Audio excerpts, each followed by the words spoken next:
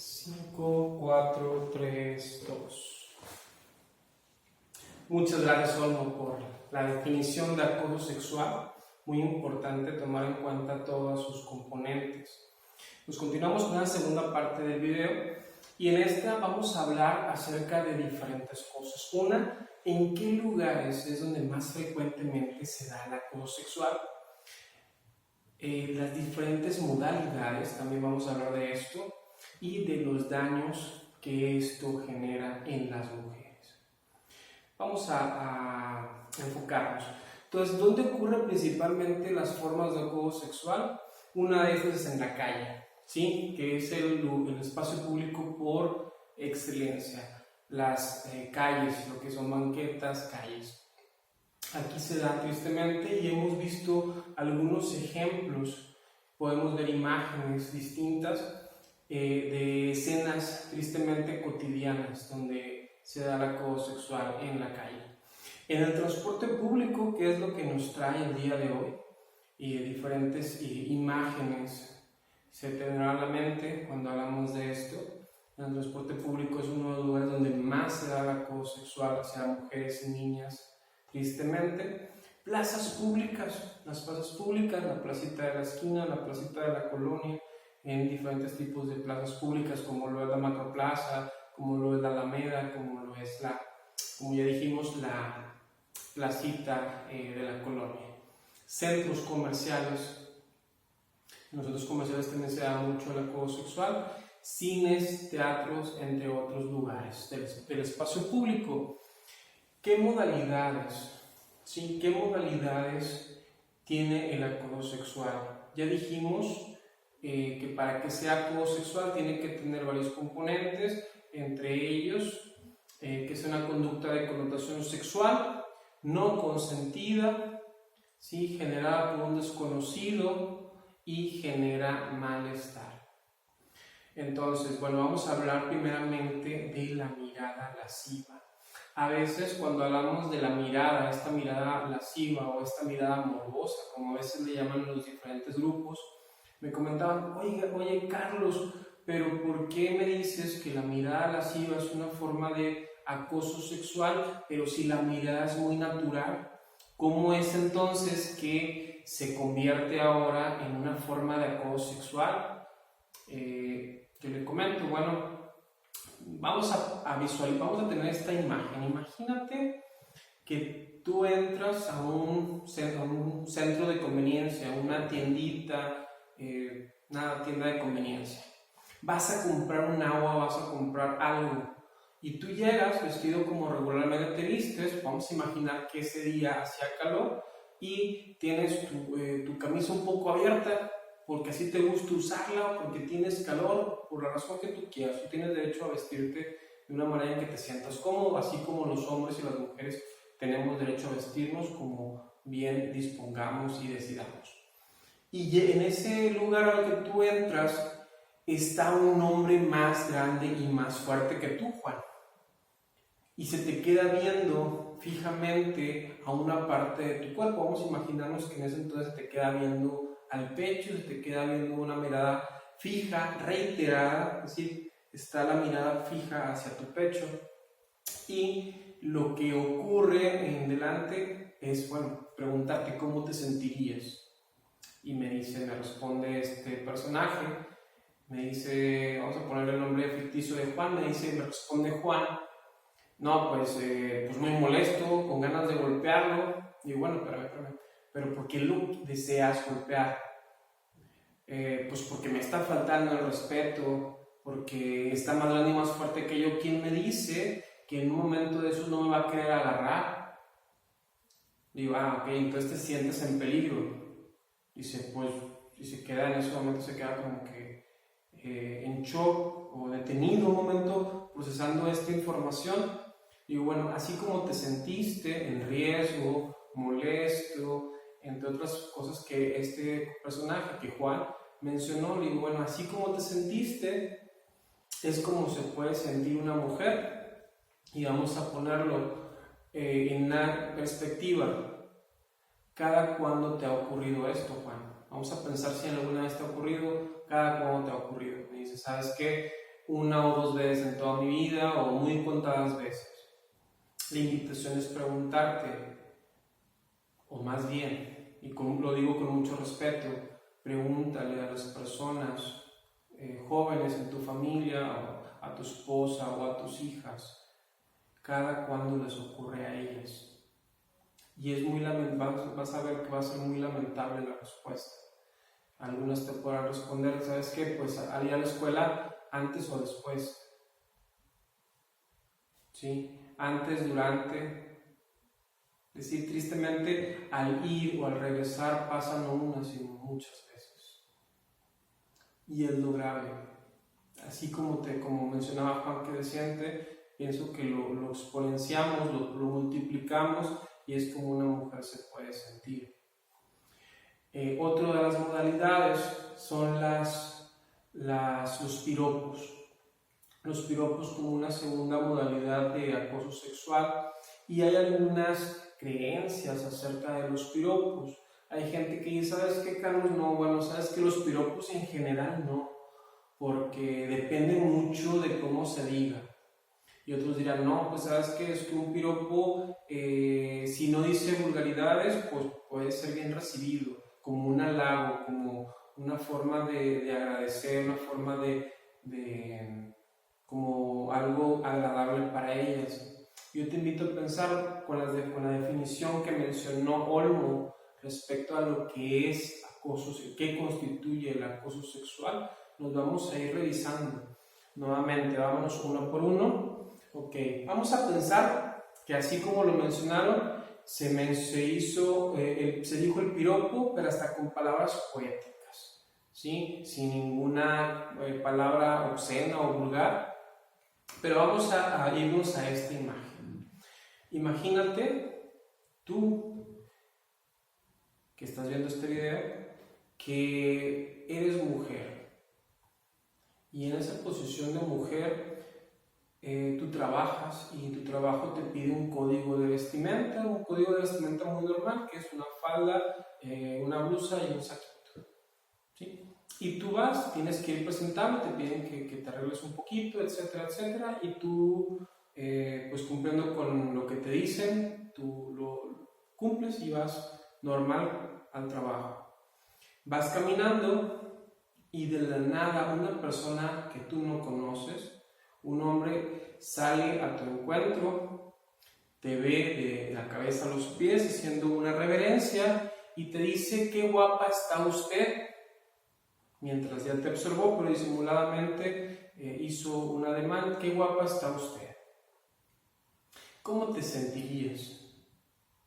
Tomando en cuenta que es una conducta de connotación sexual, no está consentida porque en ningún momento te pidieron permiso, está ocurriendo en el espacio público, está siendo cometida por un desconocido, y yo te pregunto, ¿cómo te sentirías? Si no tienes una respuesta todavía, yo te invito a pensar a una mujer, y desde las estadísticas, no me creas tanto a mí, la estadística me dice que a una mujer, cuando alguien, un hombre, un desconocido, hace comentarios acerca de su cuerpo, lo más probable, estadísticamente hablando, es que una mujer le genere miedo, molestia, inconformidad, un disgusto, por decirlo así, genera una forma de malestar. Entonces, tomando en cuenta esto, con la definición que ya nos dieron anteriormente, pues el piropo, dígase como se diga, es una forma de acoso sexual. Habrá quien diga, oiga, licenciado, es que yo en una plataforma, en el YouTube, vi a un joven muy galante que entrega flores y dice piropos y las mujeres sonríen y como que les gusta. Entonces yo creo que a las mujeres les gusta. Yo te invito a pensar nuevamente en el ejemplo de esta mujer que le sale un hombre al encuentro. Probablemente esta mujer que va al trabajo, le sale un hombre al encuentro y le dice: ¿dónde está usted? Probablemente a lo mejor sonría y diga: gracias, una sonrisa nerviosa, sí, gracias, y vámonos. ¿Por qué creen que las mujeres a veces agradezcan ante una cuestión de estas? Hay algunos videos donde una mujer joven está siendo agredida sexualmente, está siendo acosada sexualmente por un taxista, y cuando él ya habló acerca de sus pechos, ya le está diciendo que si quiere algo con él, y mientras pues, él tiene el poder de estar al volante, mientras le dice que está muy guapa, pues la chica le dice, gracias, sí, gracias, una sonrisa nerviosa, pero ella ya lo está grabando porque se siente en peligro. Entonces yo te invito a pensar que te invito a no confundirte. Alguna mujer, cuando se le dice algún piropo en la calle, algunas se enojarán, algunas no dirán nada, algunas voltearán molestas, algunas sí hasta rebatirán, ¿no? Hasta insultarán a quien la está acosando sexualmente, algunas simplemente se irán cohibidas y caminarán más rápido, y alguna otra diga gracias nerviosamente, para evitar tener una confrontación con esta persona que está acosando sexualmente. Yo te invito a pensar, a no confundirte. Sí, las estadísticas nos dicen que a las mujeres no les gusta el mayor. Imagínate, si la mayor estadística me dice que no les gustan, puede ser que a lo mejor a una que otra le pueda gustar, y yo te invito a pensar que eso es muy raro y eso es muy peligroso. Por un muy bajo porcentaje, ¿crees que sea válido violentar a la mayoría? Si de 20 mujeres a una le habrá gustado a lo mejor algún piropo de alguna persona, estaría arriesgándome a violentar 19.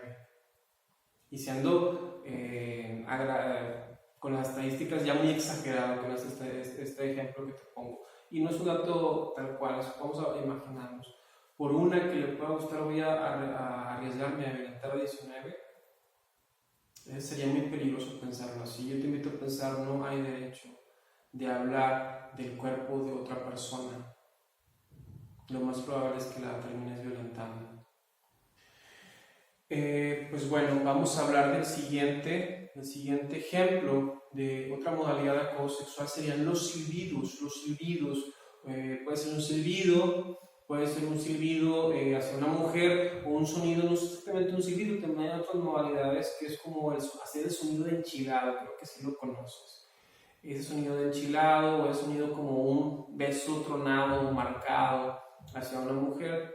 Nuevamente vamos a través del filtro de lo que es la definición de acoso sexual. Si la mujer no lo consiente, si esta mujer no lo está pidiendo, no lo hagas. Si no te dijo abiertamente que eso le gustaba, no lo hagas. Y es muy raro que una mujer diga eso. Te invito a no realizarlo. Hay otra modalidad que ya está un poco más marcada, ya mucho más obvia, que es la exhibición de genitales. Y cuando digo mucho más marcada, no me refiero a que las demás sean menos dañinas, no.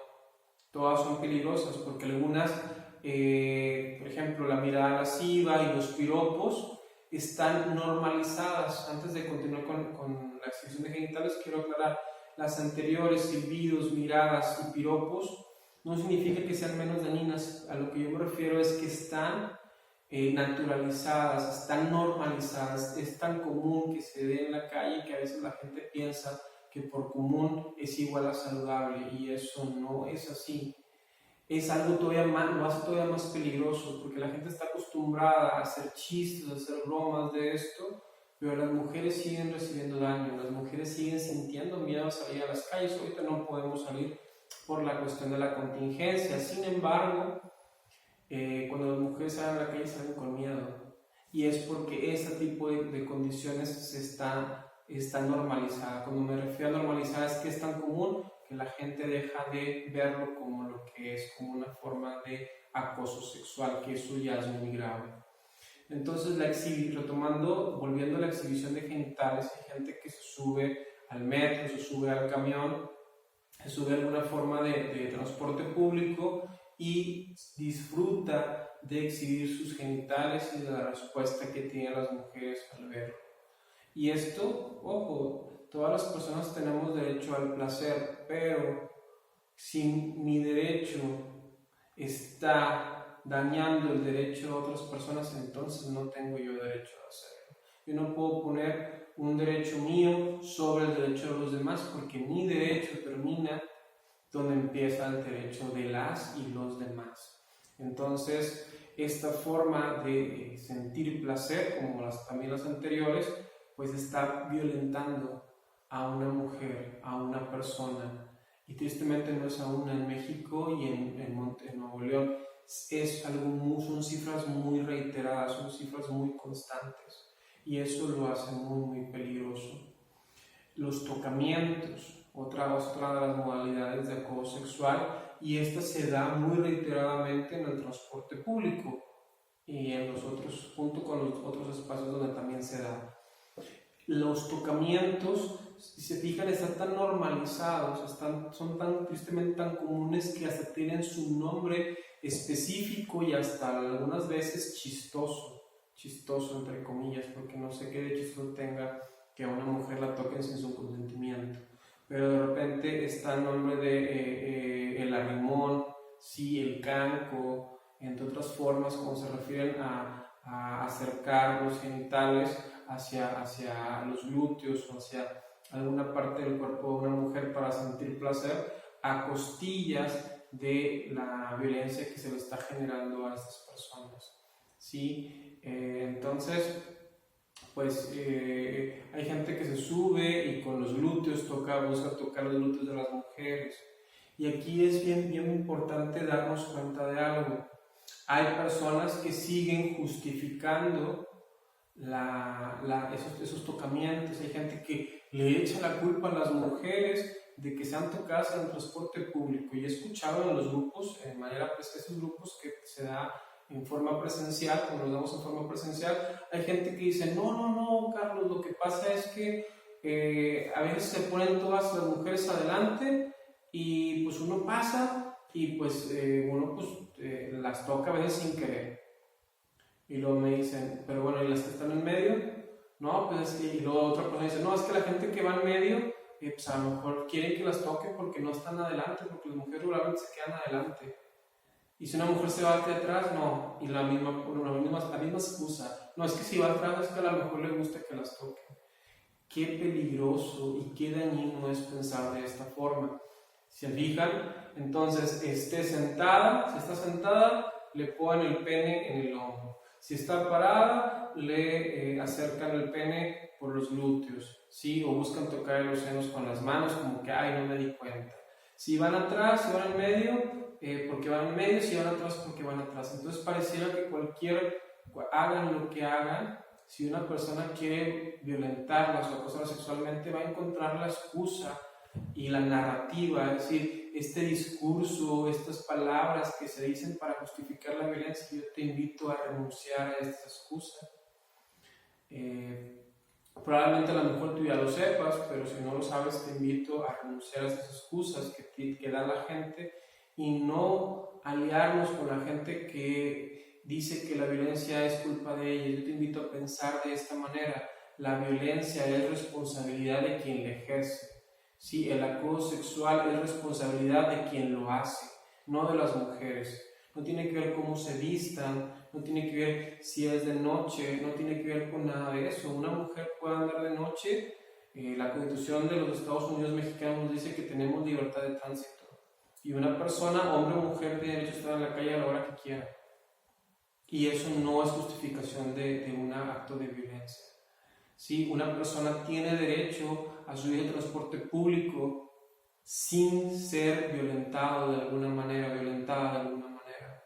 ¿Sí? Entonces te invito a pensar que no hay justificación para la violencia sexual hacia mujeres y niñas. Te invito a pensar esta forma, si lo vemos como lo estamos viendo, las estadísticas que tenemos ahora, tristemente esto también lo vive, lo ha vivido o lo va a vivir una mujer de tu familia. Yo te invito a pensar, a tomar el compromiso de que esto tiene que parar. La violencia hacia las mujeres genera mucho daño a nuestra sociedad y un ciudadano o ciudadana no tiene por qué vivir de la manera en que se vive. ¿Qué consecuencias genera este tipo de modalidades? Y esas son, por decir algunas, puede haber otras. Hay gente que por buscar tocar a una mujer lo que hace es, a lo mejor van al metro y abre un poco más las piernas para que la pierna toque con la pierna de la chica que va al lado, de la mujer que va al lado. Te invito a pensar que hay gente quien se lo propone, va a encontrar la excusa para hacerlo y eso es muy grave. Te invito a que si tú ves esta situación, primero que la puedas comprender, visualizar desde otra perspectiva, que es la perspectiva de género, para poder entender que esto es algo grave y sistemático, no es un chiste como a veces la televisión y otros medios lo buscan hacer, del arrimón, de los tocamientos contra las mujeres en el transporte público como un chiste, porque muchas veces hacen chistes de eso. Y si yo me río, si me parece gracioso, tendré que revisar, oye, ¿por qué me estoy riendo de lo que las mujeres viven en la calle? De lo que mis hijas pueden vivir en la calle, de lo que mis hermanas, de lo que mi pareja puede sufrir en la calle. Te invito a pensar que muchos de estos casos pueden terminar en violaciones. Si hay gente que se sube a un camión, se sube a un metro, se sube al metro, una persona la sigue y no solamente termina en el tocamiento, sino hay gente que con esta lógica de las mujeres están para darme placer y no me importa qué sientan, así como lo hace quien la toca, quien le da un arrimón o quien las toca en el transporte público. Habrá gente que diga y se vaya todavía con esa lógica y decide violar a una mujer y de ahí decida matarla para que no denuncie. Entonces es una cuestión sistemática. No se trata de gente enferma o gente trastornada, es gente que aprende desde los sistemas tradicionales que esta cultura nos da. Son aprendizajes que se tienen y son aprendizajes dañinos. ¿Por qué dañinos? Porque llevan a generar estos daños en las mujeres, que tengan miedo a subir al transporte público, que tengan miedo a andar en la calle, que tengan miedo a que alguien las siga, o miedo a terminar como las muchas mujeres que son violentadas y muertas en México por el hecho de ser mujeres. Ahorita en estos tiempos de contingencia, algunas fábricas pararon, algunos servicios, muchos servicios estatales pararon o buscaban trabajo desde casa. Mucha gente, algunos negocios tuvieron que cerrar, pero la violencia de género, la violencia feminicida sigue y sigue, esa no descansa, no ha descansado por las estadísticas que tenemos actualmente. Y eso es algo muy grave, por eso estamos aquí, por estos medios acercándonos para seguir trabajando lo que tiene que ver con violencia de género. Te invito a pensar, vamos a pensar, qué otras formas dañinas, qué otras consecuencias de daño se pueden generar. Yo trabajé un tiempo como docente, como maestro en una universidad y en el turno de la noche, algunas de mis alumnas durante varios tiempos se acercaban a mí y me decían, oiga maestro, lo que pasa es que nomás para avisarle que ya me voy a dar de baja y ya no voy a continuar. Y muchas de ellas salían, era porque salían de su trabajo, tomaban el turno de noche y tenían miedo a ser violentadas en el transporte público o mientras esperaban su transporte público. Algunas de ellas tuvieron que cambiar planes, sí, comprarse un coche, algunas tuvieron que dejar de estudiar, algunas tuvieron que dejar de trabajar y cambiarse de turno. Y eso ya es muy grave, que los planes y la movilidad se vean afectados por la violencia de género, ya nos dice que es un problema muy estructural y muy grave. Eso es por poner algún ejemplo. Hay mujeres que, no sé, vamos a poner ejemplo, que reciben una oferta de trabajo en San Pedro, y vamos a imaginarnos que esta mujer vive en Juárez o vive en Guadalupe y se traslada en transporte público y su horario de entrada es temprano. Entonces, como yo uso transporte público y vive lejos de ahí, pues tiene que irse muy temprano. Entonces, como todavía está oscuro, y agarra el transporte público y dice, ¿sabes qué? No, me da miedo, y decide rechazar una oferta de trabajo y acepte una más cerca por su casa, donde a lo mejor gana, no sé, 50% menos de lo que le iban a pagar en esta otra empresa, por poner algún ejemplo. Y ya ahí su vida se ve afectada, el que cambie su ruta, el que tenga que una mujer que caminar 5, 3, 4 cuadras más para sacar la vuelta a un grupo de hombres que la acechan, que le dicen cosas, que le chistan, que le chiflan. Eso ya implica un daño que se genera, sin mencionar lo del que ya hablamos, de muchas mujeres que son violadas y asesinadas aquí en Nuevo León. Si tú como operadora de transporte público, Ecovía, Transmetro o alguna otra forma de transporte público aquí en Nuevo León, logras ver alguna situación como esta, ¿qué harías? Ahora con lo que te estamos comentando, ¿qué perspectiva tendrás cuando veas que algo pasa en tu unidad de transporte público? Si te interesa saberlo, pues a continuación mi compañero Jair Rodríguez nos va a hablar un poquito más de lo que es el protocolo de actuación en este tipo de casos. Pero antes que nada, déjame decirte que recordamos que el acoso sexual es un delito, es una cuestión grave y como es una forma de violencia, genera daños. Si no nos olvidemos de los daños, si dejamos de ver los daños, vamos a tender a minimizar el daño o a no ver el impacto que genera. Y te recuerdo, esto genera mucho daño. No me lo creas a mí, pregúntaselo a las mujeres cercanas y queridas de tu familia, cercanas a ti. Pues bueno, te dejamos con Jair Rodríguez. Adelante, Jair.